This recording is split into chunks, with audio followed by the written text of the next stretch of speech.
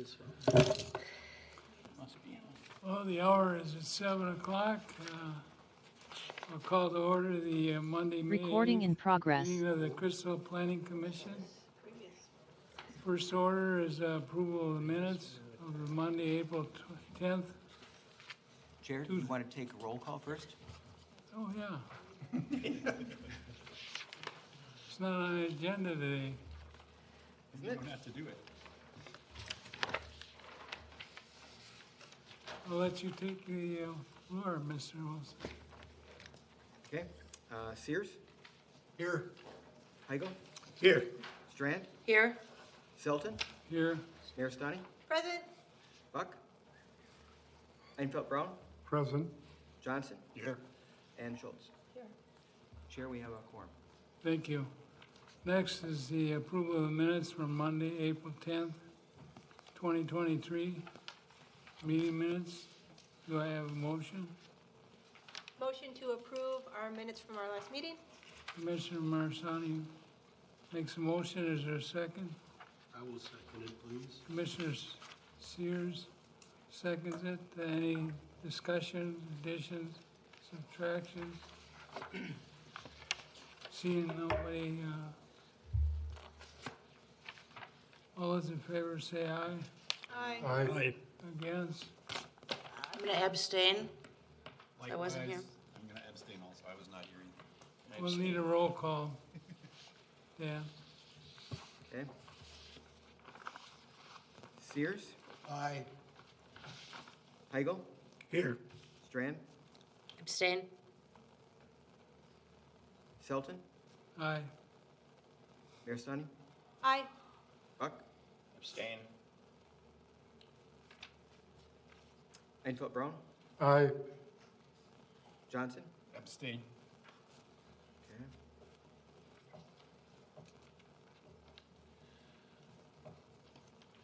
And Schultz. Aye. Looking through this earlier. Minutes passed. Thank you. We have no public hearing or old business today. We'll go into new business. We have a presentation. Mr. Olson, you got the floor. Yes, thank you. Yes, tonight I will turn it over to two representatives from the Damon Farber Planning Consulting Firm.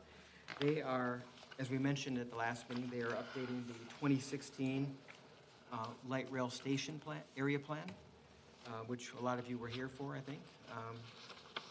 Just as kind of a side note, a lot of the things that were planned in that plan were actually completed, such as the streetscape along Bass Lake Road and Becker Park, among town center ordinance. So there's a lot of things that we finished as a result of that plan, but now it's 7 years old, and the station area, or the station platform, has shifted a little bit into Highway 81, as you're aware. So it's time to update that station area plan, and so Jeff and Rachel from Damon Farber are here to give a presentation on that and just get your input. I'll turn it over to them. Hey, John, what did you want to show something first? I just did. Oh, you so did? we're good. Okay. Okay. Thank you. Oh, they have the floor.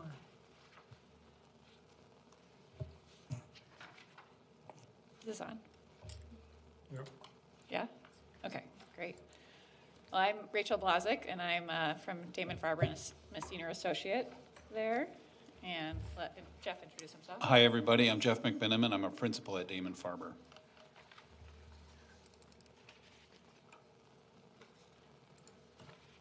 Now you're good. And we're here today seeking feedback from you. We're at a great point in the process, and so we're going to be talking about what sort of feedback we're looking for as we go through the update to the station area plan. So a lot of this is preliminary still. Page up, page down. Page up, page down, right side of the keyboard. It's not working. Okay, I'll advance. Okay. Sorry, it's supposed to work. So this is just a high-level overview. We'll introduce where we're at in the project, in the overall scheme with the project team.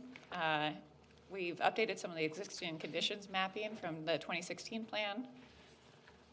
We'll talk about some of the stationary improvements that we're recommending, as well as some of the early redevelopment study that we've been working on, and then we'll talk through some next steps.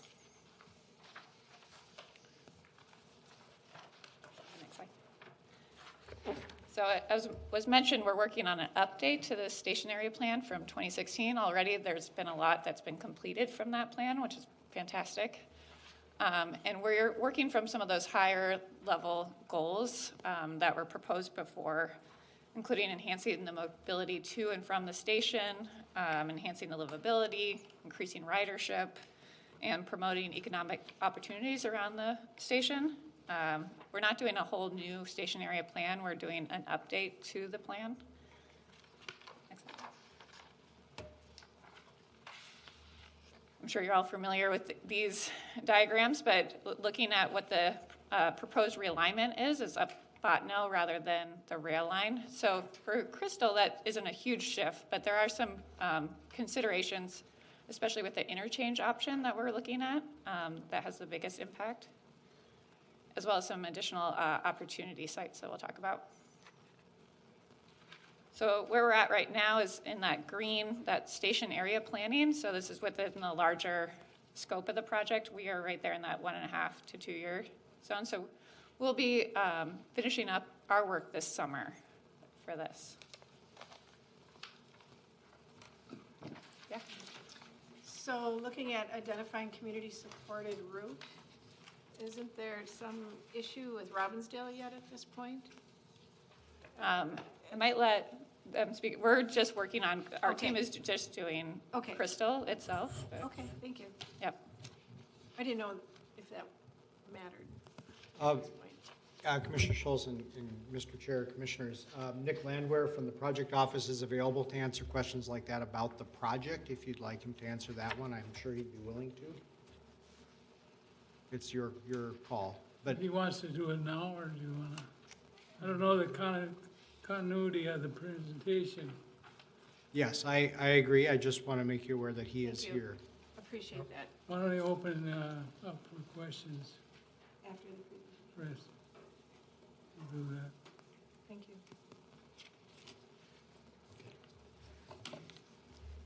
So these were the two scenarios, and per the project team, project office direction, the interchange has been the preferred option. And so I understand there's still more consideration going on, but we were given the direction to look at this the interchange option. So if we look at the next slide, that orange is where that elevated bridge zone is. And so we're really looking at that area and that half-mile zone outside of it, and even then further extents as well.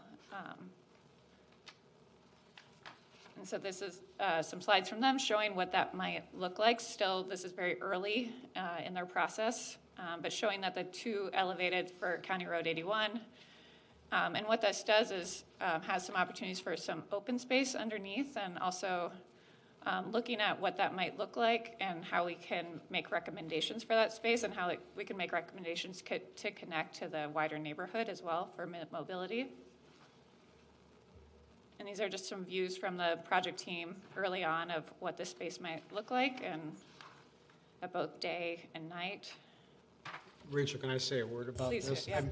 I'm channeling the project staff, but when you look at these illustrations that are in your packet and in this slideshow, they look like it's done, it's ready to build, or it's already been built. But these are maybe a 10% level of engineering design. So these are extremely preliminary, even though they don't look preliminary. So just to put that in context for you. Could I add something too? Could I add something too? Of course. The other thing they don't do is they don't reflect some of the ideas that we might recommend for placemaking underneath the underpasses, in terms of lighting, public art, wayfinding, plaza spaces, site furnishings, things like that. And so we'll be talking about some of our recommendations for this area as well as extending out. So we're going to start just by going over some of the existing conditions maps. We've done lots more than what you'll see here, and we're just going to give a brief overview right now, but please let us know if you have any questions. This was a map that wasn't in your the 2016 plan. This is a stationary destinations and amenities, so showing what some of the parks and preserves are around the area, the town center district, Becker Park. So we wanted to map those to help establish some of our priorities early on. And then this is also just an updated version of the 2016. We wanted to show the transit activity has stopped to see where more people are getting on and off as well, to also still help establish our priorities. We updated the pedestrian network map as well. We wanted to see what the walk shed was both on streets but also on sidewalks, because before it was just showing it as holistically, but we wanted to also map, because some of the pedestrian shed is not accounting for sidewalks and people that were walking on the streets as well. So this accounts for both. So that lighter green is the walk shed on the streets, and the darker color is on sidewalks. And that buffer is a 0.5 mile buffer outside of the station itself. This is a new map showing the parcel walk score. So these are, a lot of the development is west of the station, so that's that darker color. So a lot of the amenities and also a lot of the existing sidewalks are in this area, giving a higher walk score to the areas west of the station. And then this is the bicycle network. This helps us to see where some of the gaps are in the bike network. There's that really great bike trail that's up and down Botno, County Road 81. And so it's a great amenity, but also showing where some of the gaps are to get to the station. A lot of the proposed routes are west of the station, and so we were looking at that too and making our recommendations.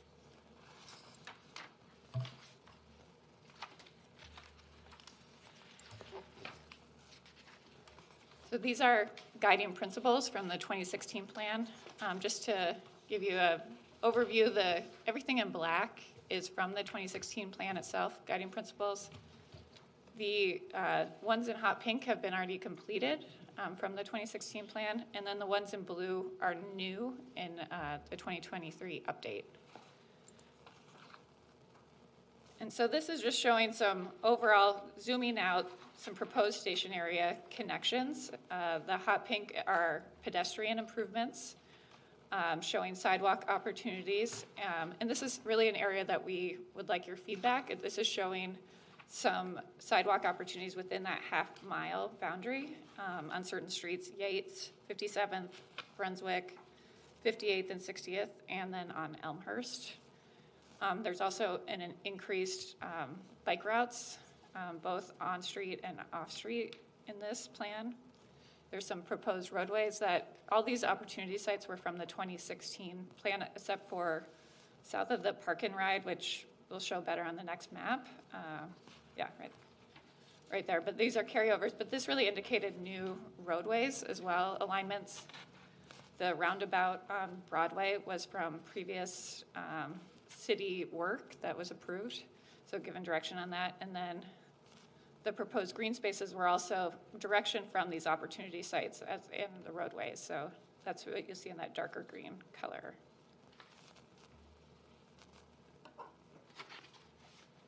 So that was more high level, and then we zoom in on more specific recommendations for station area improvements. We're gonna zoom yet in more, but this is more the area, the boundary around the station area, and looking at proposed sidewalks. Again, that's in hot pink, so looking at the locations for those right around the station, as well as improved pedestrian crosswalks, especially along Bass Lake Road there. We're also proposing a hawk signal, which we showed an example of further on in our presentation, to connect across to Elmhurst from Becker Park. We're showing in A, that purple is opportunities for public art, including screening some of the infrastructure there. And we'll show, examples of what that might look like, as well as opportunities for public art underneath that overpass area.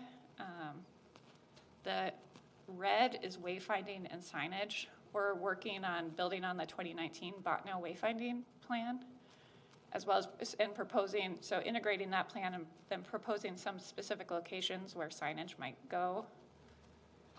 The blue is bike routes, so proposing on Elmhurst there, as well as on the west side of the Crystal, where the station is, and then down on, yeah, there, right there. And then importantly, connecting on Bass Lake Road, there's a gap right now with the bike, so extending that so that it makes a complete bike route there.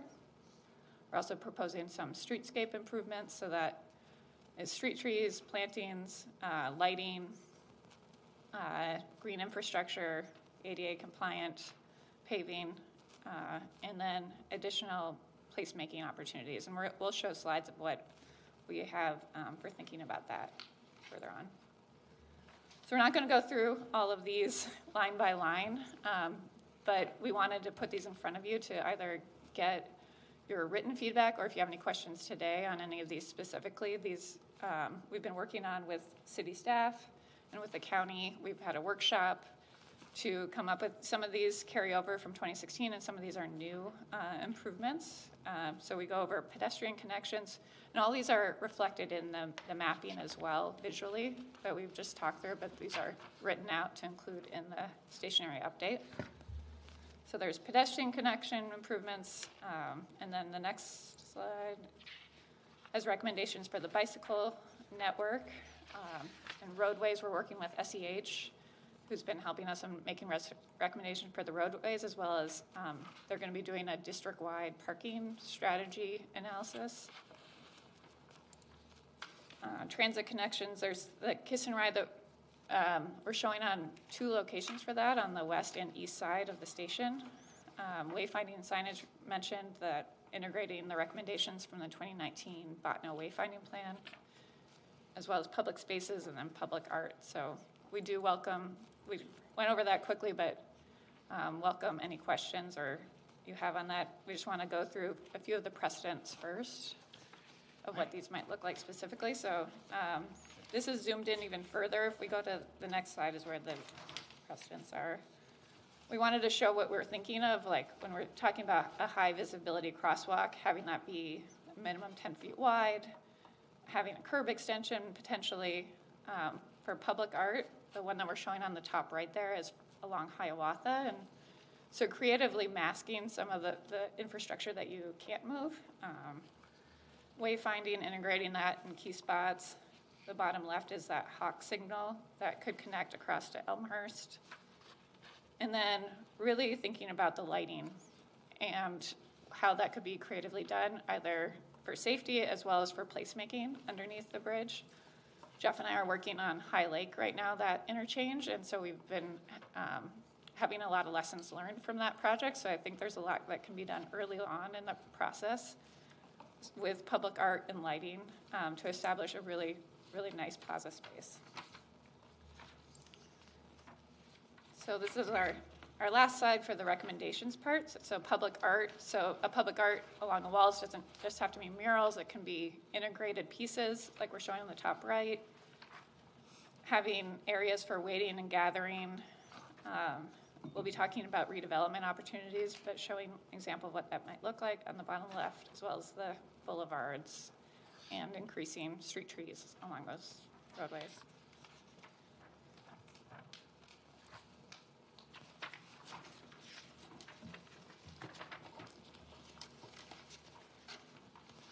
All right.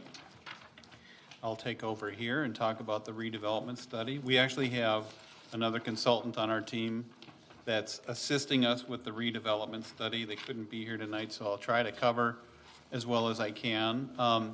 We're taking a look at market trends citywide within the station area, and then specifically 5 different sites at the direction of city staff, and we'll go through those 5 different sites with you in a minute. There's a number of different factors that will influence how the station area develops. The market conditions and the metrics for citywide development and absorption of multifamily and commercial housing indicates stability, but not rapid growth. Our analysis of the Botno Boulevard and Bass Lake Road area indicates that it's a regional crossroads currently, so many people in the North Metro know and frequent this place, particularly the shopping amenities that are just west of Botno Boulevard. There's a substantial amount of underutilized square footage in the station area, particularly to the southwest of the station. And we also see Becker Park as a valuable amenity for multifamily development in the area around it and adjacent to it. This map here is identifying market values per site in the study area with the various greens. I will point out that one of those key sites is colored incorrectly.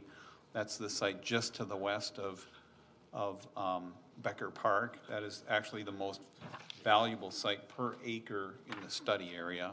We'll make that correction. You can go to the next slide. So this takes a look at each one of those 5 different sites that our team is doing a deeper dive on. This is that site that I just mentioned to you. The total estimated market value here is $11.5 million, which puts it at $1.3 million per acre for that 8.4 acre site.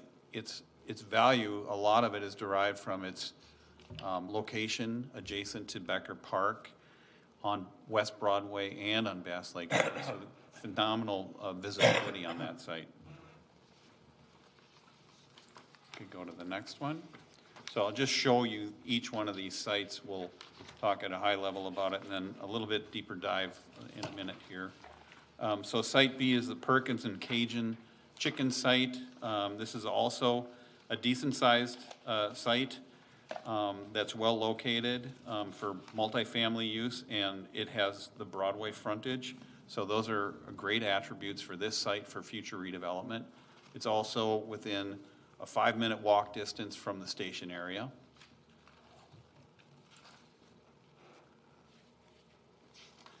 Site C is the largest among the 5 sites. Leveraging the available square footage will probably be best accomplished here with housing, perhaps a mix of multifamily and town home housing types, and some retail frontage perhaps on Douglas Drive. Lighter visibility on this site will affect development somewhat, and there may be some remediation needs on this site. Site D is a car-related business and food shelf site right on West Broadway, just to the west of it. It's a good size site and shape for development, offering Broadway frontage. It's a little further from the station area, and Broadway might be perceived as a barrier from the station.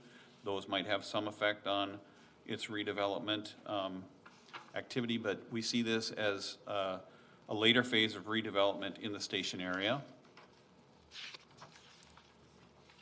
And then site E is the pawn shop and car hop site. This is a strong candidate for transit adjacent development.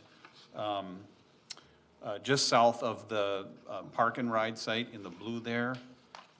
This site, we think it could approach the town center allowance of 80 dwelling units per acre, and could also support retail and transit users here on this site as well.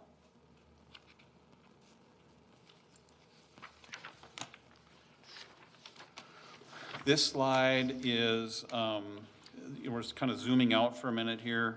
These are citywide figures showing current inventories and absorption trends over the last 10 years for these various land uses in the city of Crystal.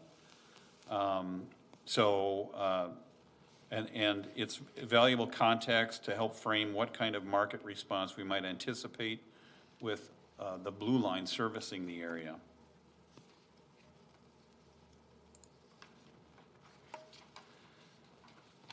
Within the station area, here are some key attributes of the 5 sites examined in more detail. So provides you with the area in acres, in square feet, the building uses in square feet, the estimated market value for each one of those sites, and existing zoning on those sites.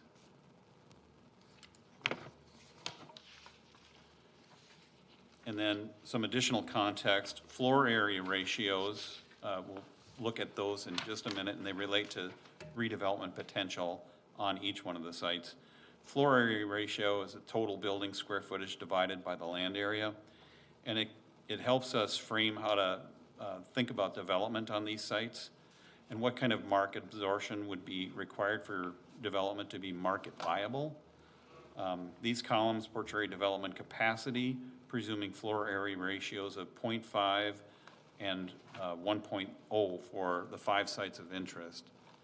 And for reference, you'll see, I think in the next slide, not quite the next slide, but you'll see it in a couple slides. Typical suburban development is, the FAR is 0.25, and that accounts for single-story, single use on a site with surface parking to serve the parking needs for that site. So when you see an FAR of 0.5, that's getting a little bit more densely developed, and an FAR of 1.0 is starting to look at development that's getting a little bit higher yet. So I'd say 2 stories on the 0.5 and 4 to 5 stories on the 1.0.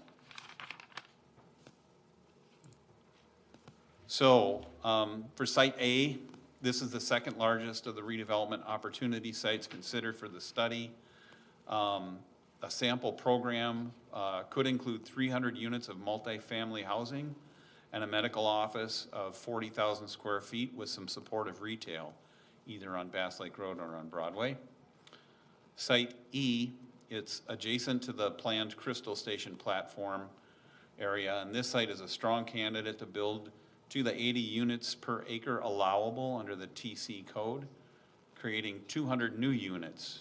And there's also opportunity for retail to support the residents, and a platform activity, also market opportunity here.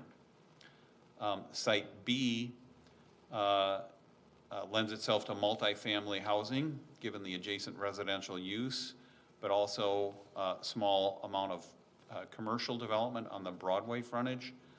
A sample program on this site could include 100 multifamily units with 40,000 square feet of medical office building and limited retail. Site C is the largest of the opportunity sites. This is to the southwest of the station. It's suited to residential, to leverage stationary proximity and manage relative lack of visibility for other uses. This could include 300 multifamily units, 50 townhomes, and limited retail. And Site D, while benefiting from visibility on Broadway, is less desirable for denser redevelopment in earlier phases. Longer term, a sample program might include 50 townhomes, a 40,000 square foot medical office building, and limited retail fronting on Broadway. So this is the slide I mentioned a bit ago. So for each one of those different land uses, you see listed along the top there, multifamily, retail, medical office, and townhomes. And then the FARs on the left-hand side, it provides you with a precedent image of that use at that level of density that we're talking about for the station area here.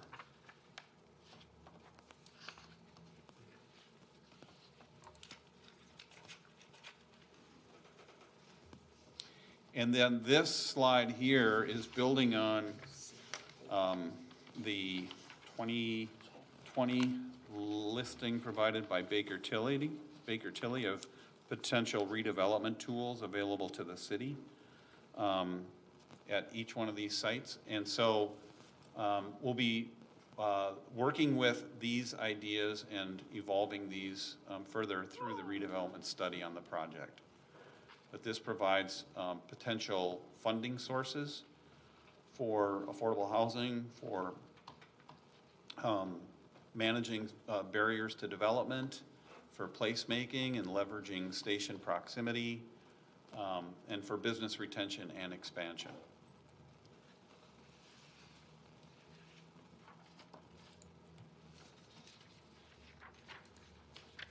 So next steps are, this is, as Rachel mentioned at the beginning of this, this is work that's in process.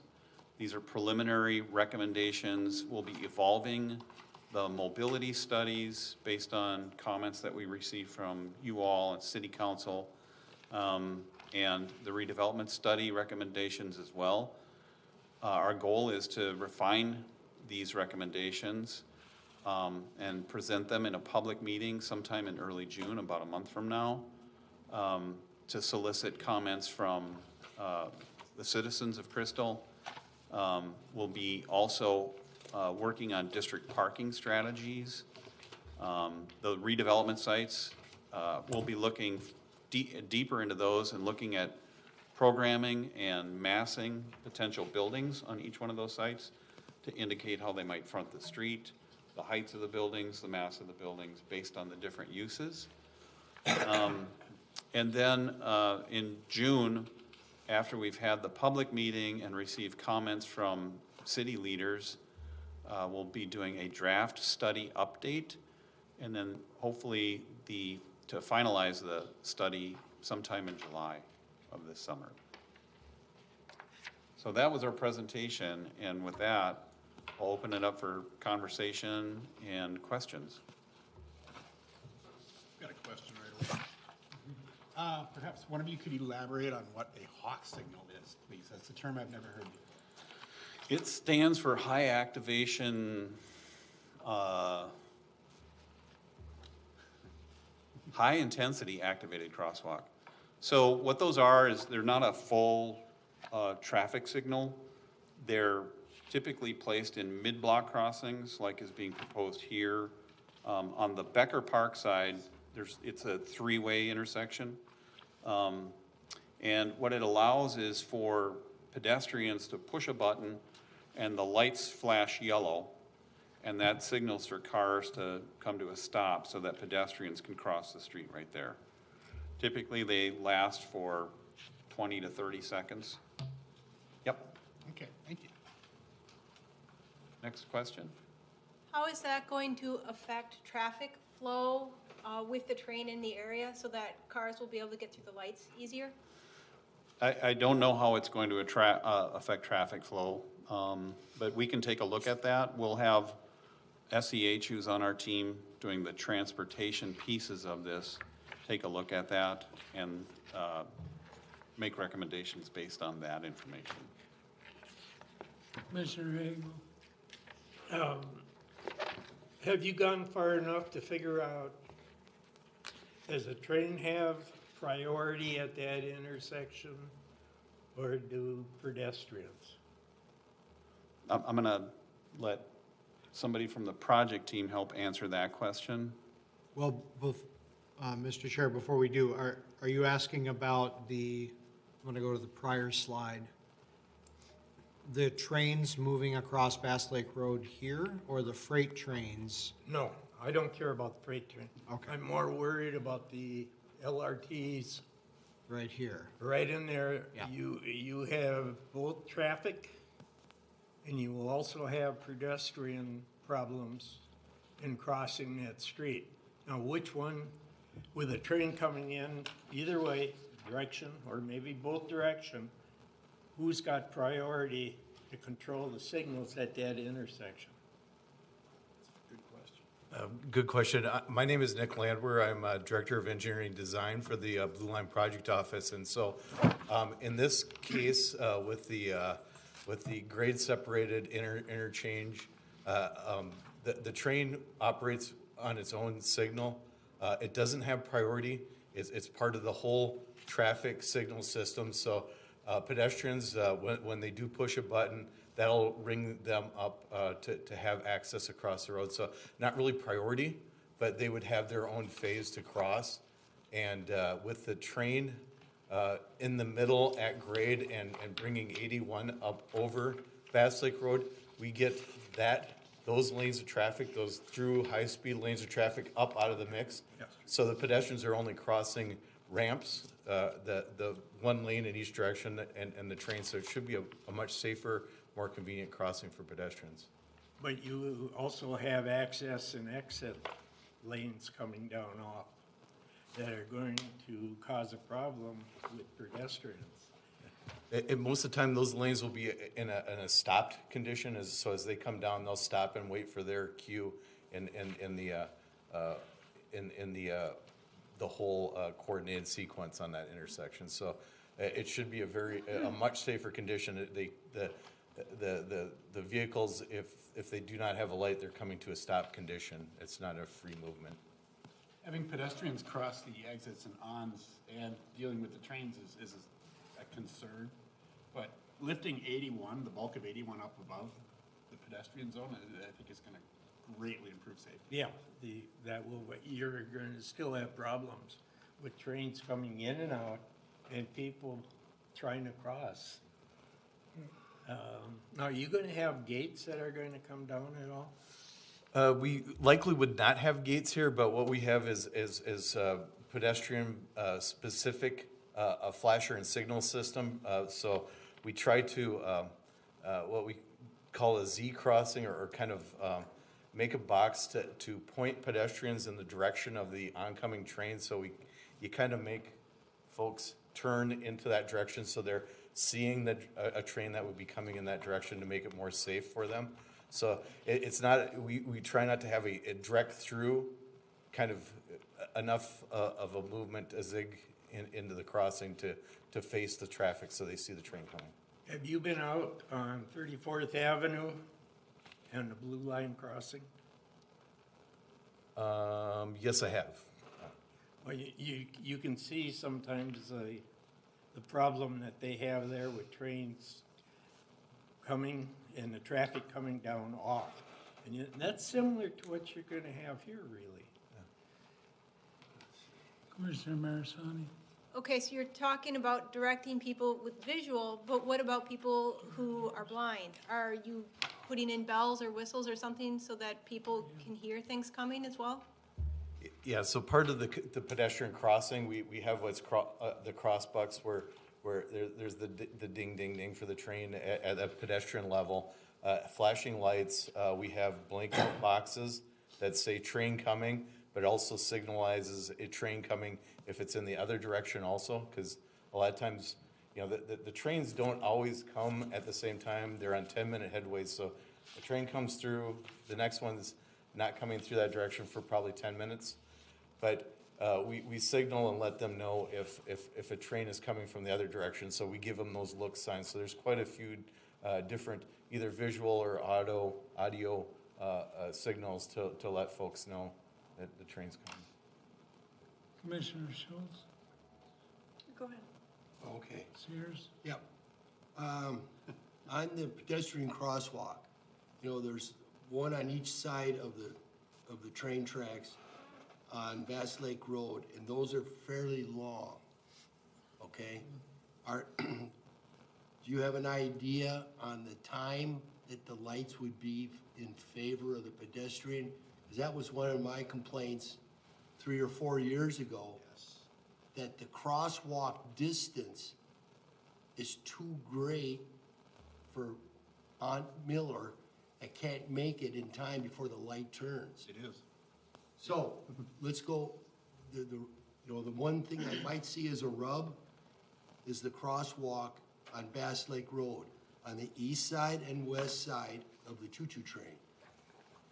It just, a lot of the people just won't be able to make the walk before the light turns. Or because I've seen other intersections, I've gone to them and just watched people, and they all scramble or they're caught in the island. So that's my thing to look for. Yeah, thank you for that comment, and we're still early in the design, so we'll look at it, but that is, one of the primary things at intersections for us is the safety of the crossing for the pedestrians and the bikes. We want to get customers there safely, we want to get them home safely, but we do pay attention to that pedestrian timing, but likely in those areas in the medians, we'd also make sure that we provide a refuge there. Typically what we try to do is put another push button in, so if somebody maybe got later in on the walk signal or maybe walks a little bit slower, they can only get to the midpoint, we'd have push buttons to help recall that pedestrian signal again. Yeah, that was the rub on the last design. There's no way anybody, These are shorter this way. A lot of us can't make it in that timeline. That's just I'm just surprised that was never caught or thought about. You just can't even make it. And so, I just don't want us to be in the news where Aunt Lily got nailed. You know? Can I help Nick answer that question too? If you look at, on your screens in front of you, those crosswalks that are shown in pink, they won't actually be in pink. But this way you can see them more clearly on the drawing. As Nick just mentioned, we're showing median refuges on each one of those.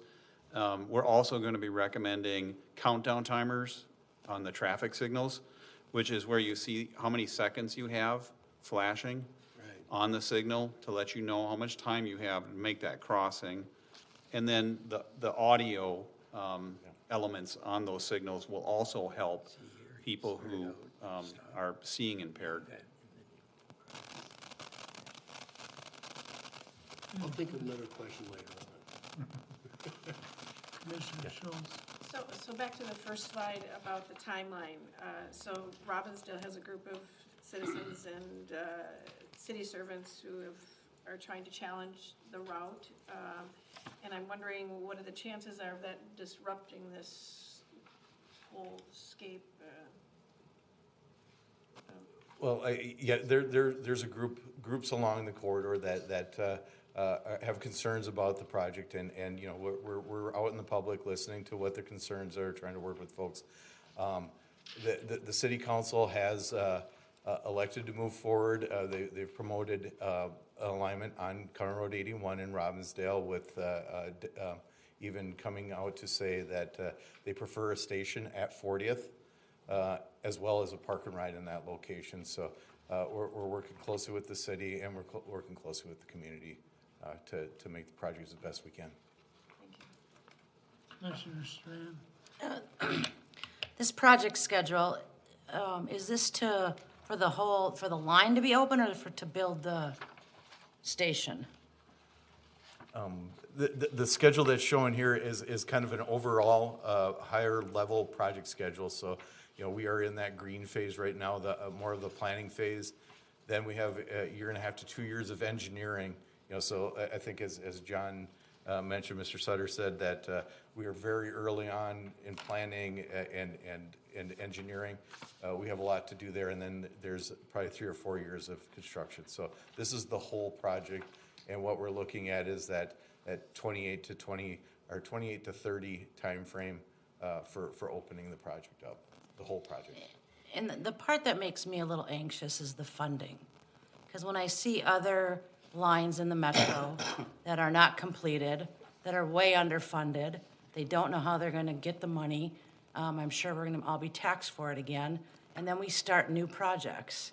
And that just makes me really uncomfortable. And when I talk to people out in the community, when I'm not in a city-led meeting where everyone says, rah, rah, rah, we want this light red line. In reality, when I talk to people, they don't want it. And I feel that they haven't had a fair voice in the argument. And I may be wrong. I haven't been, involved from the very beginning as intensely as I probably should be. But the funding piece makes me very anxious. And then we're gonna start these projects and then wonder if we don't have the funding, and then they sit. And then we end up with stuff like St. Louis Park, where you've got people, with half-done rail lines and their windows are cracking and stuff like that along things. So I don't know. It's not really a question. It's more of a complaint, I guess. But that makes me anxious. I'm a money person, so that piece makes me the funding part makes me a little nervous. Commissioner Marisani. So in the redevelopment study areas, so these areas are currently owned by other people. So is there something that the county does to entice them to move or sell or develop them the way that you are proposing in this plan? Do you want me to? What's that? Well, I think I will, just from the city's point of view. So this, Commissioner, this is kind of a thought experiment of whether development would be feasible. We're certainly not, the study certainly isn't purporting to speak for any of these property owners. What we've encountered in Crystal and everywhere really is that a property's not available, and then all of a sudden it is, because of decisions made by the private owner. They retire, they decide they want to get out of the business, they put it on the market, so that can change at a moment's notice. So one of the purposes of this study is to prepare for that potentially sudden change in circumstances, to try to identify properties, their feasibility and workability as redevelopment sites, knowing that we can't compel or maybe even entice any particular property owner to make that decision to sell their property. Commissioner Schultz? So the study is very lofty in its redevelopment vision and kind of a build it and they will come kind of model.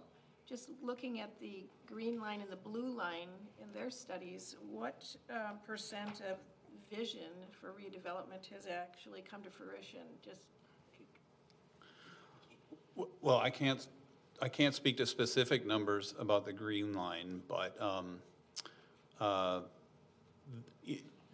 typically when you invest in infrastructure like this on fixed rail systems, the development community gets really involved and very interested, and they'll start to look at potential sites around stations that might be ripe for redevelopment. And as John said, you're not forcing anybody to sell their land or do anything with it, really.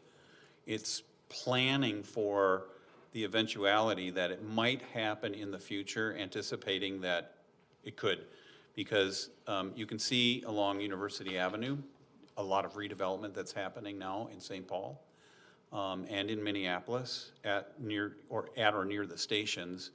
I know I was involved with the Southwest LRT early station area planning, and I'm involved in some of the redevelopment activities around some of those stations right now. For instance, in Hopkins, we're working with Aladdis on redeveloping the old cold storage site, which is across the street from the Blake Road station. There's a lot of redevelopment that's happening along the Southwest LRT line right now, and the line's not even in place yet. Those developers are anticipating that it will be there, and that the development that's happening around them is transit-oriented development, so higher densities, anticipating that people will be able to rely on that transportation source at some point in time. so it's fair to say you see redevelopment come when there's a project like this, because right now we have a redevelopment issue.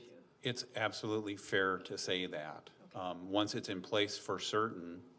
But, you know, this is just anticipating that and providing a blueprint for the kind of, it's anticipating it, but also looking at market conditions to guesstimate what kind of redevelopment might happen there based on those market conditions.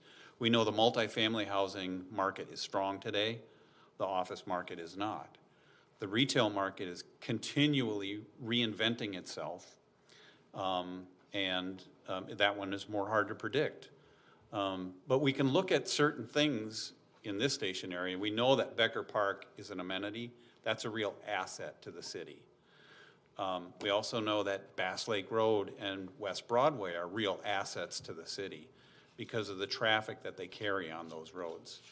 Likewise, the LRT station at Bass Lake Road in Bottineau is going to be an asset for your city. And all of those things help to drive redevelopment activity in the city. We'll look forward to it. Commissioner Hagel? When you were giving a breakdown of the 5 development areas, there was no mention of any individual houses. It was all multiple houses, townhouses, et cetera. So those areas are not attractive for single-family home development? single families? I think part of that has to do with the market values that's on this map right here. The market values on those sites are so great that they are very difficult nowadays to develop for single-family homes the values are so great that they warrant greater densities on those sites for redevelopment activity to pencil out financially. Mr. Marisani.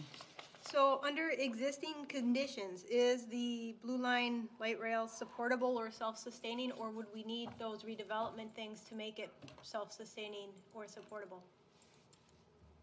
That's a good question. It's like the chicken before the egg, or the egg before the chicken. Well, the redevelopment activity will help increase ridership on the transit line, that we know, because it'll put more people living closer to the line within walking distance. And people that are transit dependent may not have a car. So that's why we try to complete that, that last mile to and from the station better for pedestrians and for bicyclists, right? When Rachel showed the bike network plan, you could see that actually goes out way beyond the 10-minute. It's up in the upper right there. Typically that goes out almost a couple of miles from the station area. And people will ride their bikes a couple of miles to get to a station. But will enough do it? Pardon? But will enough do it? Commissioner, or Mr. Sutter. Thank you, Mr. Chair and Commissioners. I wanted to add to that because some of you may have heard me say this line, or the city council members have heard me say it, is that the city staff's opinion is that LRT is not a prerequisite for redevelopment in this town center area, but it would be an accelerator. And because if you recall during our discussion about the comprehensive plan and the town center ordinance, we talked about sort of the model of how this might actually unfold is what's happening in Richfield at 66th and Lindale, which doesn't have light rail, and there's absolutely no plan to bring light rail to that area. And they started redeveloping that in the 1990s, and it's still not done. Redevelopment happens on a parcel by parcel basis, again, as individual owners decide they're ready to sell, as the market, all the planets align, the developers decide they're ready to do something different there. All those things have to align. It takes a long period of time. We view LRT as an accelerator of that natural market process. If I can speak to something you said earlier about the sustainability of LRT, and I assume you meant economically. I've heard it said that no transportation system is self-sustaining. Even roads need to be bought and paid for, and no one pays the road, no one pays the city for the road except indirectly through taxes, et cetera. What it is it's up to municipalities to determine, and local governments to determine the best way to move people around if they want to have roads, or look at the most efficient way to move people, which would be something like this. It's still going to be an investment and a continual investment from municipalities. Commissioner Marisani. I'm just assuming that you didn't do studies for the Target, Aldi, Walgreens, and Wells Fargo's areas because those are outside the half-mile radius of the station? And I just want to verify that. John, do you want to answer the reasoning behind the 5 sites? Because I know Wells Fargo is moving to the other location, and so you've got openings outside that 5-mile radius. Wells Fargo. Yeah. Yeah, I'm assuming it's just because it's outside the half-mile radius. Mr. Chair, Commissioners, the Target store is within. Okay. This is the Target property here. And you may recall from the March meeting where I had kind of another version of this map up that showed the same data. It showed how Target actually per acre of land is relatively low value. It's significantly. It's about 2/3 less per acre than that strip on the north side of Bass Lake Road that everyone complains about. The problem with that is the real estate market value per acre is at best an imperfect measure of economic density because it has to do with the intricacies of the real estate market. So for example, big box stores, even if they have a low value per acre because there aren't as many buyers of those, because it's more of a specialized use, whereas a building that has multiple small tenant spaces is a lot easier to sell and a lot easier to lease. And so that pushes its value up in the real estate market. It doesn't really measure how much business is actually happening at, say, a Target store, or how many people are employed at a Target store.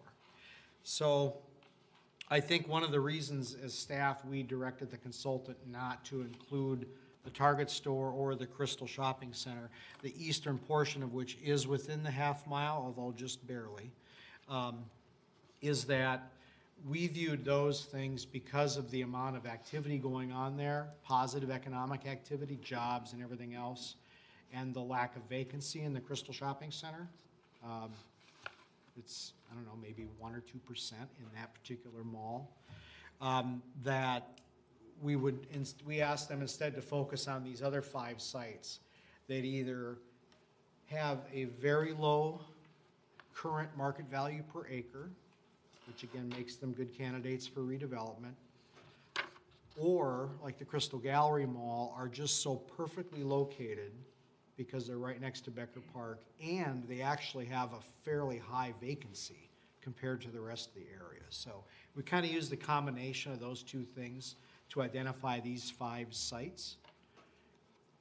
Any site anywhere could, of course, again, depending on what the property owner wants to do in market conditions and everything else, could, of course, become a redevelopment site.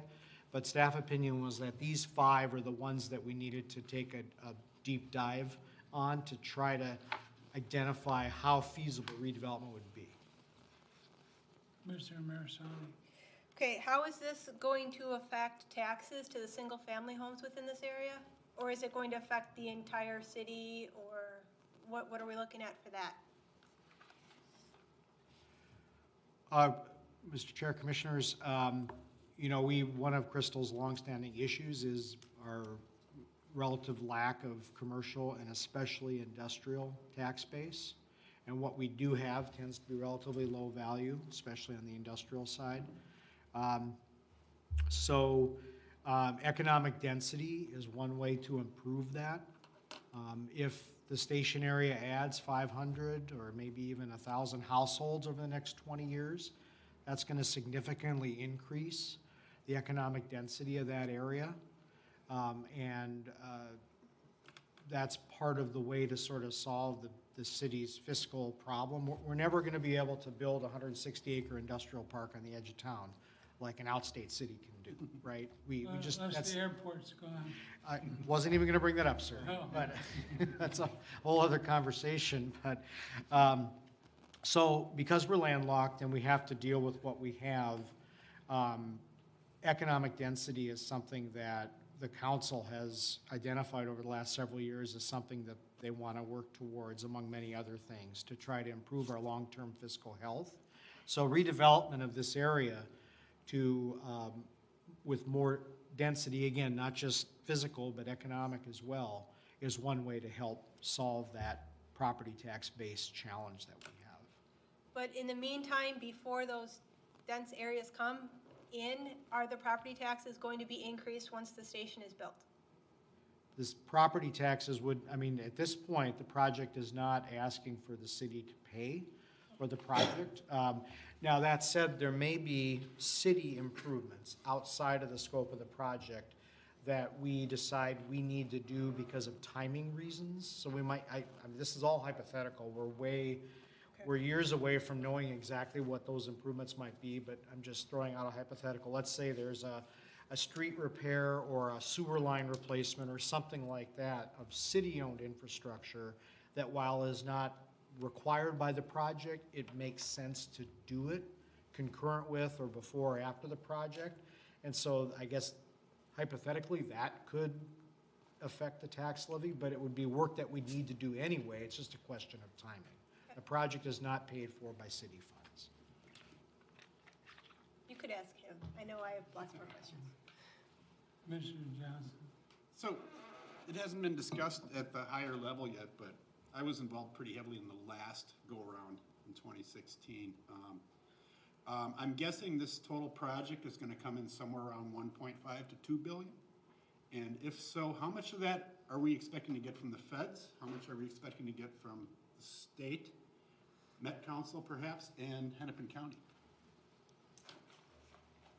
So our project estimate here, as we regroup, and we're in another phase, and looking at a different alignment here, and plus it's been quite a few years, so just standard inflation, but we're looking at, this project will likely be around $2 billion. Right now, the funding would be half of that local funding, which usually comes from, or mostly from Hennepin County sales and use tax that's dedicated for transit, and then the other half would come from the federal government. Thank you. Mr. Schultz? So you mentioned that we could make our comments written and sent to you if there's things that come up later on. Is there a way to direct that, or do you have information on that? Should we have that all come to you and then it comes to us? Yeah, we should probably see them too, in case there's city questions that are part of the answer.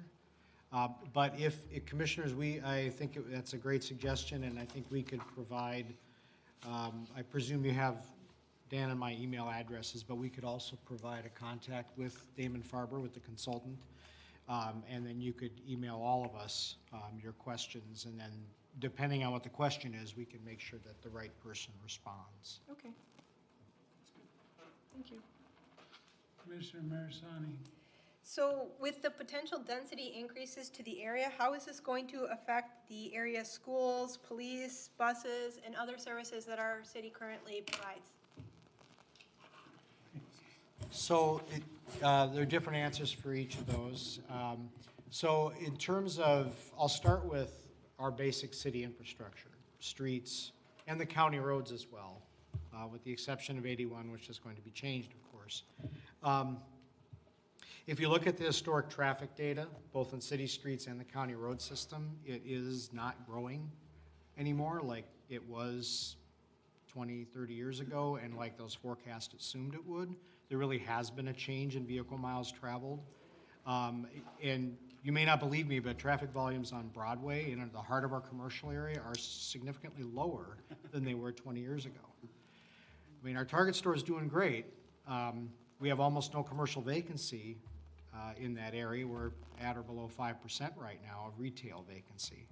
But the traffic volumes are declining, or they have been, which is surprising. Same is true on the county arterials throughout the city, like Douglas, and even 42nd is relatively stable. So we have available road capacity in this town center area that isn't being used. So as a city, we're not concerned about traffic. Water and sewer, same thing. The more users we have on our existing infrastructure, the better the long-term fiscal outlook for our water and sewer systems is. Because whether we've got 100 housing units or 500 housing units on a given section of sewer pipe, say, I mean, assuming there's obviously a limit based on the size of the pipe, but most of these things were are oversized anyway. Adding more users makes it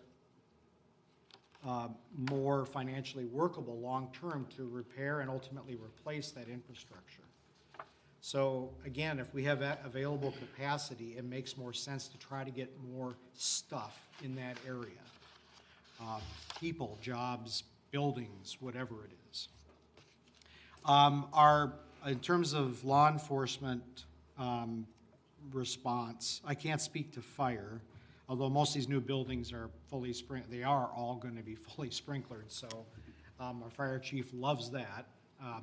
But in terms of police response, our police chief has said, that certainly she has expressed concerns about safety on light rail, excuse me, and the fact that as a practical matter, despite Metro Transit having its own police force, even if it was fully staffed, which it certainly is not right now, even if it were fully staffed, it's often going to be the Crystal Police Department that has to respond to calls at the station, just because we're already in the area, right? Metro Transit may or may not have anyone in the area at the moment. But that is, so the city is aware of that. And I guess I can't think of anything else from your question. I think you also asked about the impact on schools. Oh, thank you. Schools, so the Robbinsdale district has, again, I think it'd be safe to say has some excess capacity in its school buildings. Not a lot, enrollment has been relatively stable, but there have been some declines in the last, I don't know, 2 to 4 years maybe. But I can't speak to how much capacity they have or whether that would be impactful on their long-term needs. Commissioner Marisani. Is there going to be loitering and people camping and litter problems within that area, or how is that going to be handled? Well, I think effective design is a big part of it, and that's something that the consultant, is very well aware of, that, like, what happens, especially in those areas under those bridges. Yeah, exactly. That is something that I think we have to anticipate and design for. So the spaces underneath the bridges, lighting is going to be critical. Visibility is going to be critical. And really creating a place that has some activity in it. The places that usually attract loitering are places that are unpopulated by the general citizenry, right? The more active a place is, I go back to Jane Jacobs' book where she talks about eyes on the street and activity on the street. And the more activity there is on a street, typically the safer that street is. Mr. Chair, and a personal observation to the issue of safety, about a month and a half ago, I made a point to ride the full length of the blue and the green lines, as well as at least one regular route bus, and then some of the new bus rapid transit lines, the C line and the D line, that both run from the Brooklyn Center Transit Station to and from downtown Minneapolis, just to see if what I'm hearing in the media is accurate. And yes, my observation was, it's worse than it was 5 years ago, but it's not as bad as you might be thinking. But what I found, to Jeff's point about other people, what I found very interesting was the time that I felt less safe on the light rail train was earlier in the day, when there was almost nobody on it, except the people who are using it as kind of a party room, right? As more people got on the train later in the day, even into the evening, it felt safer because there were more of the general population using it for transit, not as a rolling party room. So I would, to whatever extent you're comfortable, I would encourage you to ride, especially the green line to and from St. Paul, to see some of the development, to see how it operates, to see for yourself. It was a very enlightening experience for me, and again, I encourage you to do that. But yes, more people generally means not just a better perception of safety, but I think actual safety. At least that was my observation. Any other questions? Nope, that's it. Brown had some. Commissioner Brown? Getting back to the school system, when I was going to Cooper, we had about 3,200 students in there, and that was all 3 grades that we had, and we had a good amount of people. Now, there's like less than 2,000 in the school, and some of the development or redevelopment that could happen could possibly increase the high school enrollment, plus enrollment within our junior and our elementary schools. So those are things that I would say with the schools. John, could you turn this to that sheet that talked about the potential development scenarios on each of the 5 sites? One more. There. Oh, sorry. So I'm just going to look at, 300, 200, that's 500, 100, that's 600, another 300, that's 950 townhomes. So it's about 1,000, let's say it's about 1,000 new households. If, at full build-out, Jer City only absorbed 119 new households in the last 10 years.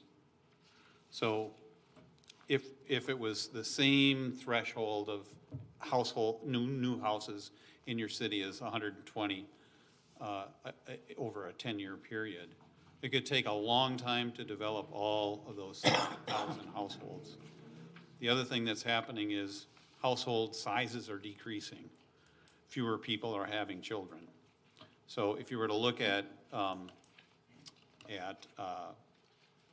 those 1,000 new households, how many of those households have children in them? So I think if, I'd have to run the numbers, but I don't think it's so great a number of new children that you're going to have to be increasing the sizes of elementary schools or middle schools or high schools in your area. Mr. Sutter. To clarify one point, though, the relatively low number of units absorbed in the Crystal market, that is a supply constraint, not a demand constraint, because we're a fully built-out community.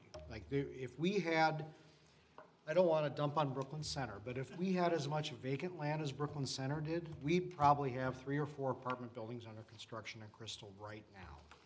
They literally have dozens of land that the city owns, let alone privately owned land that may be vacant or soon to become vacant. So in Crystal, though, we just don't have land. And again, that low absorption rate is a supply constraint, not a demand constraint. Any further questions? Commissioner Sears. Okay, back to cost effectiveness. So as it is, when this gets built, there's no added fees to the city of Crystal per se. I mean, that's how it's been run with the other light rail systems. I mean, if there's a fee rate increase or you gotta put a new rail on it, the taxpayer through the Hennepin County tax, year after year, indirectly pays for it, but not the city where the problem occurs. Does that make sense? Yeah, you're correct. There's no assessments to the cities. The funding comes from the Hennepin County sales and use tax. And so let's say the police are summoned to the train station and Crystal is reimbursed through the mass transit organization. I mean, you know, time and money spent at if there was an incident at the train station and the Crystal police are there, who reimburses Crystal, or do we eat it? I think typically there's not a reimbursement for service calls like that. Okay. But, you know, hopefully that wouldn't be an issue, you know, with design and activation of the area. But, you know, Metro Transit Police would probably beef up service. But if there was a need, you know, the first response to a call would be the city, then Okay. It's a city call. You know, it's all learning curve for a lot of us. And I've been at it too for years and years, and I'm still learning. You guys have been studying this 20 years before you came forward, and we're trying to catch up. I know how it works, so we're trying to catch up. Okay. Wait, I have one question. You said the sales and use tax is paying for this? Not the gas tax or transportation? It's the Hennepin County sales and use tax that's dedicated for transit or transportation is where the funding from Hennepin County comes. So that's the local funding. And how much is that percentage? Well, I guess the local funding would be half of the project, and then there is. And the tax rate, I'm sorry, how much is the tax rate? I think it's a quarter cent sales tax 0.25% right now. And that's just Hennepin County, not statewide, that's Hennepin County. Mr. Sutter. Just for everyone's benefit too, because this is a common misconception, under the Minnesota Constitution, fuel taxes, the gasoline tax and so forth, cannot be used for transit. They are constitutionally dedicated to roads and bridges in our state constitution. So if people tell you that, yeah, the gas tax is paying for light rail, that is flatly untrue. It's not allowed under the Minnesota Constitution. I'm 99% sure of what I just said, so it's in the Constitution. So even when they're changing the roadways though, that does, I mean, they're gonna lift the road up and that falls under transit versus roads? I'm speaking generally, I don't know Okay. how this project would be paid for, but you often hear that, you know, my gas taxes are paying for light rail. Well, no, it's for roads and bridges. Whether, I don't know, you're not even close to knowing the funding mix. Yeah, there'll be a lot that goes into the funding, but, you know, primarily the local funding is that sales and use tax dedicated for transit. If it's an area like a roadway that's replaced due to the project, we're building it with the project, that's all incorporated within the project funding. It's not assessed outside of it. Other than, you know, there could be, like John brought up before, if we work with the communities that we're going through and they say, well, you know, we've got a section of roadway we want constructed at the same time, then we'll work out a plan with that. But And then is the federal funding like a guarantee, or is it depending on who's in the legislation? If you have a favorable legislation that's gonna give you know, like the Build Back Better, we're gonna give you money, or is it like, no, we're not giving you any money now? So then what do we do if we don't have half that funding? yeah, if we did not have the federal funding, then the project will likely not go forward. But we work closely with the FTA now in our early planning, and as we get closer to the project, we usually have a very good idea of that funding and what the availability would be. Okay. Mr. Sears? Yep. Travel time. I'm sure you've done studies, so let's just say we start at 63rd Avenue North, at one of those stations up there. What's the travel time from 63rd to downtown Minneapolis? You know, car versus train? At rush hour, too. It's gotta be at rush hour. It can't be at, you know, 2 a.m. So the nice thing about the train, the times are usually very consistent. We don't have priority, but we do try to coordinate signal systems. So as a train leaves the station, we know that it's going to get that cycle of green lights, and it should be able to go through greens to travel fairly quickly. I do not have, you know, we're still working on alignments and fine tuning where stations are going, and that will really impact what the travel times are.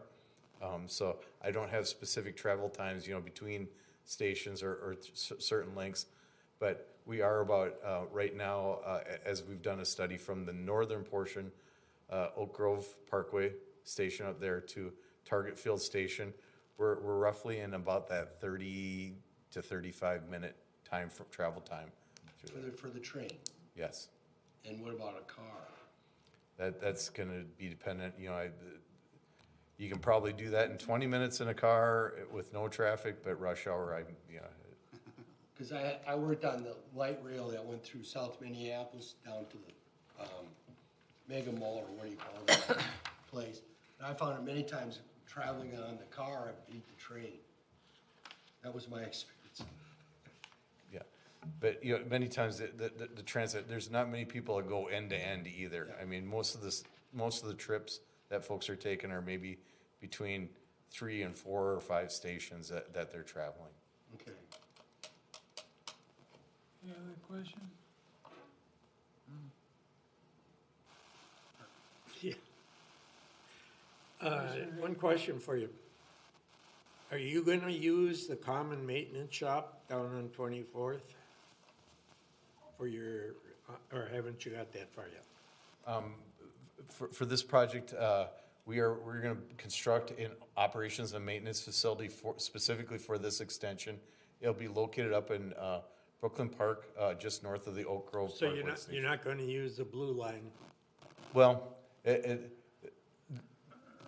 that has heavy maintenance in it, and so some of our vehicles may be maintained or stored there. This is a blue line extension, but, you know, we will also be building an operations and maintenance facility similar in size to the one at Franklin. Oh, you are, okay. I noticed Mr. Sutter, that we have Zoom. Do we have anybody on Zoom? I'm gonna see if I can bring the Just in case there might be somebody that would like that. Nope, just us. Okay.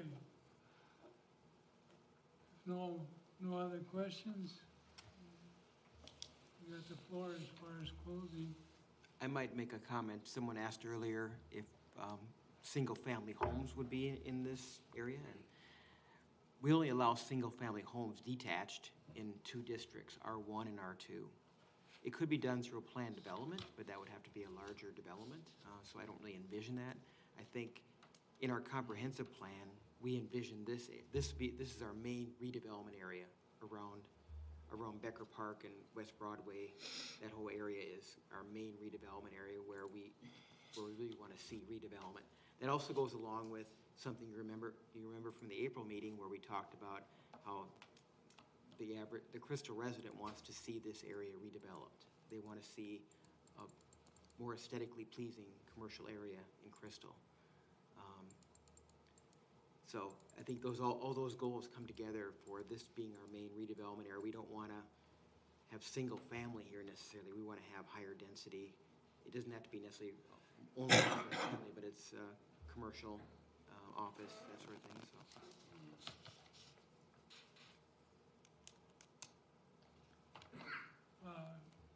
If you don't have anything, I guess, thanks for coming in.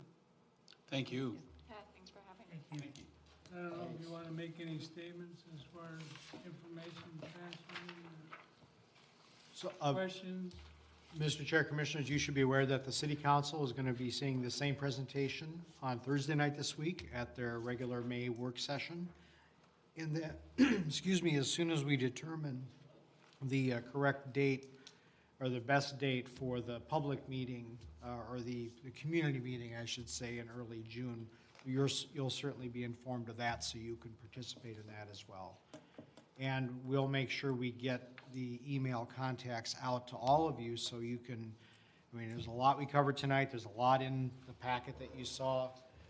Comments or questions that come to you later, we certainly want you to provide those to us and the consultant or the project team, depending on what the question is. So, thank you. Thank you. Thank you, everyone. Thank you.